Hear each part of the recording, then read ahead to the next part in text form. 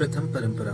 महाराजा श्वेत महाप्रतापी, महाबलशाली, महातपधारी, प्रतिभाशाली, तपोवन धाम महानगरी भोजगढ़ दरावर के प्रथम राज्य संचालक महाराजा श्वेत लोधवंश कश्यप गोत्र के ज्वलंत सूर्य थे। उनकी कीर्ति गाथा को देव ऋषि नारद मुनि के मुखारविंद से श्रवण करके स्वयं स्वर्ग सम्राट अर्थात देवराज इंद्र के हृदय में भी ईर्ष्या और द्वेष की अग्नि धधक उठी थी, जिनकी सत्यनिष्ठा एवं कर्तव्य परायणता और दृढ़ संकल्प शक्ति को देखकर समूचा देव समाज भी आश्चर्यचकित था। ऐसे युग पुरुष, महामानव, महाराजाधिराज, महानगरी भोजगढ़ दरावर जनप्रिय, लोक पूज्य व सद्गुरु स्वामी रमेशचंद्रानंद जी महाराज के वंशाधिकारी एवं कुल पूर्वज थे। परम पूज्य महाराजा श्वेत के चरण कमलों में हमारा कोटि कोटि प्रणाम। उनकी प्रिय महानगरी भोजगढ़ दरावर के कण कण की सहस्त्र बार चरण वंदना, जिसके बहुमूल्य गर्भ से ऐसे दानवीर, त्यागी, तपस्वी एवं सत्यवादी राजाओं ने बार बार जन्म लेकर लोधवंश कश्यप गोत्र की कीर्ति गाथा को अमृतत्व प्रदान किया है। वैसे तो समस्त सृष्टि ही ब्रह्मा, विष्णु और महेश की धरोहर है। 7 लोक, 14 भुवन और 10 दिशाओं में उस सर्वशक्तिमान परम पिता परमेश्वर की ही लीला व्याप्त है। स्वर्गलोक, मृत्युलोक, बैकुंठ, परम धाम, आकाश, पाताल, नरकलोक सभी अपने अपने कर्मों के अनुसार जीवात्मा को प्राप्त होते हैं। विशेषकर स्वर्गलोक, जो कि मृत्युलोक तथा नरकलोक के मध्य स्थित है। मृत्युलोक में मानव अपने कर्मों के अनुसार अपनी अग्रिम योनि निर्धारित करता है। सत्य, धर्म और न्याय का पालन करने वाला मनुष्य जन्म मरण के बंधन से मुक्त होकर 1,84 की भंवर जाल को तोड़कर स्वर्ग का अधिकारी बनता है। इसके विपरीत पापी, अधर्मी तथा अत्याचारी घोर नरक का भागी होता है। मनुष्य, देव और दानव अर्थात इन दोनों के बीच मानव प्रवृत्ति वाला प्राणी है, जिसमें सात्विक, तामसिक व राजसिक अर्थात तीनों ही गुण विद्यमान होते हैं। एक दिन राजा श्वेत अपने राज सिंहासन पर विराजमान होकर अपने कर्मचारियों को गोपनीय संदेश दे रहे थे कि वे अपने राज्य में सत्य, अहिंसा एवं न्याय की स्थापना हेतु घोर परिश्रम करें। इस कार्य का प्रचार परिपालन हेतु यदि उन्हें अपने प्राणों की भी आहुति देनी पड़े, तो इस बलिदान के लिए सभी को तत्पर रहना चाहिए। ये मनुष्य जन्म बार बार नहीं मिलता। मेरे राज्य में कोई भूखा, नंगा, पीड़ित अथवा असहाय नहीं रहना चाहिए। इस आदेश की परीक्षा के लिए मैं स्वयं अपना भेष बदलकर दिन अथवा रात्रि में अपने राज्य का भ्रमण करूंगा। यदि मेरा कोई राज्य कर्मचारी अपने कर्तव्य के पालन में विमुख प्रमाणित हुआ, तो मैं अपने राज्य से सपरिवार उसका निष्कासन कर दूंगा, ताकि मेरे राज्य में ऐसा कोई कर्मचारी जन्म ही न ले जो प्रजा के साथ विश्वासघात करे। अन्याय और दुराचार को मेरे राज्य में कोई शरण नहीं मिलेगी। यही हमारा राजदेश है, राज्यादेश है, और हम इसका अक्षरशः पालन चाहते हैं। इसी बीच एक द्वारपाल ने आकर महाराजा श्वेत को सूचना दी कि एक महर्षि भगवे वेश में आपसे भेंट करने की अभिलाषा से द्वार पर उपस्थित हैं। महर्षि का नाम सुनते ही राजा श्वेत नंगे पैर द्वार की ओर दौड़ पड़े। उन्होंने ऋषि महाराज को साष्टांग प्रणाम किया और उन्हें आदर सहित राजमहल में राज सिंहासन पर विराजित किया। राजा श्वेत का इतना अधिक आदर सत्कार देखकर महर्षि हर्षोल्लास से फूले नहीं समाये और गदगद होकर कहने लगे, हे राजन, मैं तुम्हारी धार्मिक प्रवृत्ति और साधु भक्ति भाव से अत्यंत प्रसन्न हूँ। मैंने इस राज्य की प्रजा में घोर सुख शांति का अनुभव किया है। तेरी प्रजा तेरी राज्य प्रणाली और प्रशासन से बहुत संतुष्ट है। तेरा जीवन सफल है राजन। अब मैं तुमसे एक प्रश्न पूछता हूँ। तेरा कुलगुरु कौन है जिसने तुझे इतनी ऊंची शिक्षा दी है? कुलगुरु? चौंक पड़े राजा श्वेत। गहरे असमंजस में डूबकर महाराजा श्वेत बोले, हे महर्षि, मेरा कोई कुलगुरु नहीं है, और फिर राज्य कार्य संचालन के लिए किसी कुलगुरु की क्या आवश्यकता है? मैंने तो आज तक इस विषय पर विचार भी नहीं किया, और रहा उच्च शिक्षा व सफल राजनीति का प्रश्न, सो ये सब तो महाराज मेरे पूर्व जन्म के संस्कारों की ही देन है। इस जन्म में जो कार्य होगा उसका फल अगले जन्म में भोगना होगा। हमारे कुलवंश की परंपरा इसी भांति सतमार्ग पर चलती रहती है। मैंने अपने पूर्वजों की परंपरा ही देखी है। मैंने और किसी चीज़ का ध्यान ही नहीं किया कि गुरु शक्ति भी कुछ होती है। महर्षि शुद्ध होकर बोले, तेरी अहंकार युक्त वाणी ने तेरे समस्त सत्कर्मों पर ही पानी फेर दिया। तू नहीं जानता कि कुलगुरु की क्या महत्ता है। अरे मूर्ख, गुरु के परामर्श बिना तो राज्य अधूरा है, अतः तेरा उद्धार असंभव है।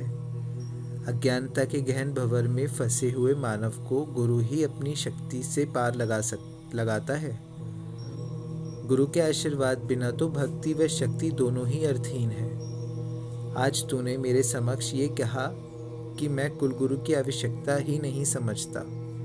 जा, हम तुझे ये श्राप देते हैं कि तू अपने इस जीवन के सत्कर्मों के कारण स्वर्ग का भागी होकर भी गुरु संसर्ग के लिए तड़पता रहेगा।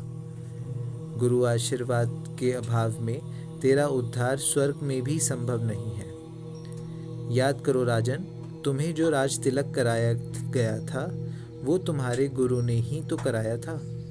तुम्हें तब भी यह ज्ञान नहीं हुआ? लगता है अहंकारवश माया के सींग जमाए हैं। राजा श्वेत बोले, महाराज मुझे क्षमा करें। जैसे ही महाराजा श्वेत महर्षि के चरणों में क्षमा मांगने के लिए झुके, अचानक राजदरबार में क्षण भर के लिए सघन कोहरा सा छा गया, और जब प्रकाश हुआ तो देखा महर्षि अंतर्ध्यान हो चुके थे। इस घटना के पश्चात महाराजा श्वेत के मन में स्वतः वैराग्य भावना जागृत हो उठी। उन्हें राजपाट से घृणा उत्पन्न हो गई। यहाँ तक कि समस्त सुख संपत्ति और वैभव से परिपूर्ण महलों में उनका दम सा घुटने लगा। महर्षि की भविष्यवाणी उनके हृदय को कचोटने लगी तथा उनके मन मस्तिष्क को झकझोरने लगी कि स्वर्ग का भागी होने पर भी गुरु संपर्क का तुझे अभाव तड़पाता रहेगा। वे सोचने लगे कि हे पिता परमेश्वर, मैं ऐसे किसी आध्यात्मिक दंड का भागी बनूंगा कि स्वर्ग प्राप्त होने पर भी मेरा उद्धार नहीं होगा। ये कैसा श्राप है भगवान। यही सोच सोचकर महाराजा श्वेत और महारानी धर्मधरा का मन विचलित हो उठा। अंत में जब सब कुछ सहन शक्ति से परे हो गया तो तत्काल राजा ने अपने राज्य में घोषणा करा दी कि हम आज ही सूर्य छिपने से पहले अपने पुत्र कुंवर धर्मधुरेंद्र का राज तिलक कराना चाहते हैं। शुभ घड़ी व तिथि मुहूर्त में कुंवर धर्मधुरेंद्र का राज तिलक करके महाराजा श्वेत तपस्या हेतु जंगलों में प्रस्थान कर गए। अब कंदमूल फल ही उनका आहार था। तत्पश्चात वे घोर तपस्या में इतने लीन हुए कि निराहारी रहकर वे अपनी साधना में संलग्न रहने लगे। अंत में जब उन्होंने अपना शरीर त्यागा तो उन्हें लेने के लिए भगवान का विमान पहुंचा। विमान उनको लेकर स्वर्ग चला गया। स्वर्ग में जाकर उनको बहुत सुंदर महल रहने को मिले, अनेक दास दासियां सेवा को मिली तथा पहनने के लिए रत्न जड़ित वस्त्र प्राप्त हुए। अनेकों अप्सराएं उन्हें पत्नी के रूप में भोगने को मिली, परंतु खाने को कुछ नहीं मिला। अतः राजा श्वेत क्षुधा से पीड़ित होकर चिल्लाए कि मुझे भोजन दो, मेरा सब कुछ ले लो। दास-दासियों ने कहा, महाराज, महलों में आपके लिए सभी सुख उपलब्ध हैं, परंतु भोजन के नाम पर तो एक फल भी उपलब्ध नहीं है। राजा श्वेत भूख से तड़पते बिलखते भगवान विष्णु व ब्रह्मा आदि के पास गए और उनसे भोजन की याचना की। उन्हें उत्तर मिला कि राजन, तुमने जो दान किया है वह तुम्हारे स्वर्ग आने से पूर्व ही तुम्हारे समक्ष प्रस्तुत हो चुका है। जो दान नहीं किया वह कहाँ से आए? राजा श्वेत हाथ जोड़कर दीनवाणी में बोले, हे प्रभु, हे जगदीश्वर, ये सब सुख ले लो और मुझे भोजन दे दो। इस पर भगवान विष्णु बोले, ये नियम के विरुद्ध है। राजन, जो कुछ दान दिया जाता है वही आगे चलकर मिलता है। तुमने कभी किसी जीव को भोजन दान नहीं किया, कभी किसी कुत्ते को रोटी का टुकड़ा नहीं डाला, केवल अपने शरीर को सुंदर सुंदर राजसी वस्त्रों से सजाया, संवारा व स्वादिष्ट भोजन व मेवा मिष्ठानों से पाला पोसा। अतः अब तो ये ही हो सकता है कि तुम्हारा मृतिक शरीर, जो कि आज भी उसी वन में तालाब के किनारे पड़ा है, उसी को आप जाकर खा लो और अपनी भूख पिपासा शांत करके फिर स्वर्ग में वापस आकर अपने दान किए हुए भोगों को यथावत भोगते रहो। राजा श्वेत बहुत दुखी हुए, लेकिन कर भी क्या सकते थे? महाशक्ति के नियमों का पालन तो करना ही था। अब राजा विमान द्वारा प्रतिदिन पृथ्वी पर आते तथा अपने मृतिक शरीर को काट काट कर खाते और फिर स्वर्ग को वापस लौट जाते। इस प्रकार यह उनका दैनिक कार्यक्रम बन गया था। अतः राजा श्वेत ने दुखी होकर एक दिन ब्रह्मा जी से निवेदन किया कि हे भगवान, मेरा यह मृतिक शरीर एक न एक दिन तो समाप्त हो ही जाएगा। तदुपरांत मेरे लिए भोजन की क्या व्यवस्था होगी? ब्रह्मा जी ने कहा, राजन, तुम्हारा वह शरीर कभी भी समाप्त नहीं होगा। वह अक्षय है और अविनाशी है। तुम्हारे सत्कर्म और भक्ति भावनाओं से ओतप्रोत होने के कारण वह कभी खराब भी नहीं होगा। अतः तुम निश्चिंत होकर वहां जाकर नित्य प्रतिदिन अपना पेट भर लिया करो। विवश राजन अपना पेट किसी तरह तो भरता ही था, किंतु अत्यंत दुखी था। सोचता था कि इस पाप कर्म से मेरी कब और कैसे मुक्ति होगी। एक दिन वह इसी असमंजस में डूबते उतरते नारद जी के पास पहुंचे और अपनी समस्त मनोव्यथा कह सुनाई तथा अपने उद्धार का उपाय भी पूछा। नारद जी बोले, हे राजा श्वेत, प्रत्येक आध्यात्मिक, सामाजिक व राजनैतिक दंड का अंत तो अवश्य हुआ ही करता है, किंतु मुहूर्त महाबलशाली है। जब दंड भोगते भोगते किसी पाप या अपराध का अंत हो जाता है, तभी उसकी मुक्ति का मुहूर्त उदय हो जाता है। हे राजा श्वेत, तुमको अपना शरीर खाते हुए देखकर जब अगस्त्य मुनि जी की दृष्टि तुम पर पड़ जाएगी और तुम उनके दर्शन कर लोगे, तभी तुम अपने को कृतार्थ व मुक्त समझ लेना, क्योंकि अगस्त्य मुनि जी महान, शक्तिशाली और योगेश्वरों के भी योगेश्वर हैं। कालांतर के पश्चात एक दिन देवयोग से अगस्त्य मुनि जी विचरण करते हुए उसी वन स्थली में आ पहुंचे। वहां पर तालाब के किनारे मुनिवर ने एक अत्यंत सुंदर व्यक्ति का शव पड़ा हुआ देखा। कुछ देर विचार कर मुनिदेव सोच ही रहे थे कि कौन इस जंगल में अपनी जीवन लीला समाप्त कर गया। इतने में ही उन्होंने देखा कि एक विमान स्वर्ग से उतरा और उसमें से एक सुंदर युवक अपने अनेक रूपवती अप्सराओं के साथ आया। युवक विमान से उतरकर उस मृतिक शरीर को खाने लगा। अप्सराएं खड़ी खड़ी यह कृत्य देखती रही। जब वह युवक मृत शरीर का भक्षण करने के बाद विमान पर चढ़ने के लिए चला, तो मुनिवर ने उनके चेहरे को देखकर पहचान लिया। अगस्त्य मुनि जी उच्च स्वर में पुकार कर बोले, अरे श्वेत, तुम ऐसा घृणित कार्य किस प्रयोजन हेतु करते हो? यह महापाप भोगने का फल तुम्हें कैसे प्राप्त हुआ? अरे राजन, तू तो राजा अशोक का वंशज है, जिसने इस भूपटल पर कभी एक छत्र राज किया है। अतीत के उस लोह कुल का नाम आज भी भूमंडल पर विकृत रूप में लोधवंश नाम से प्रसिद्ध है। इतना सुनते ही राजा श्वेत करबद्ध होकर अगस्त्य मुनि जी के चरणों में गिर पड़े। राजा बिलख बिलख कर रोने लगे। करुणा निधान अगस्त्य मुनि जी को राजा श्वेत पर दया आई। उन्होंने राजा को उठाकर अपने हृदय से लगा लिया। राजा अत्यंत व्यथित होकर बोले, हे नाथ, आज मेरा उद्धार हो गया।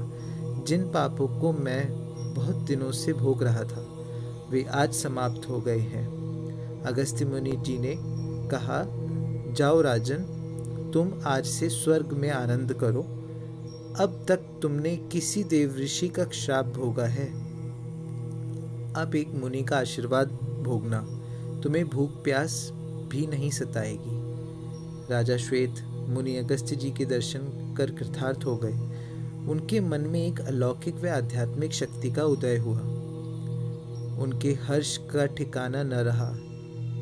मारे खुशी के इतनी वैराग्य भावना उमड़ी कि राजा श्वेत से रुका न गया। अब वह क्षत्रिय वंशज होने के कारण विचार करने लगे कि संसार में ऐसी कौन सी अमूल्य धरोहर है जिसे मैं गुरु चरणों में अर्पित कर दूं। अंत में उनका ध्यान अपनी उस अमूल्य दिव्यमणि की ओर गया जिसे कभी देवराज इंद्र ने राजा श्वेत को प्रसन्न होकर भेंट की थी। राजा श्वेत ने उसी दिव्यमणि को तुरंत अगस्त्य मुनि जी को अर्पण कर दिया और उनके चरण स्पर्श करके विदा ली। तत्पश्चात राजा श्वेत ने अगस्त्य मुनि को ही अपना पूज्य गुरु चुन लिया।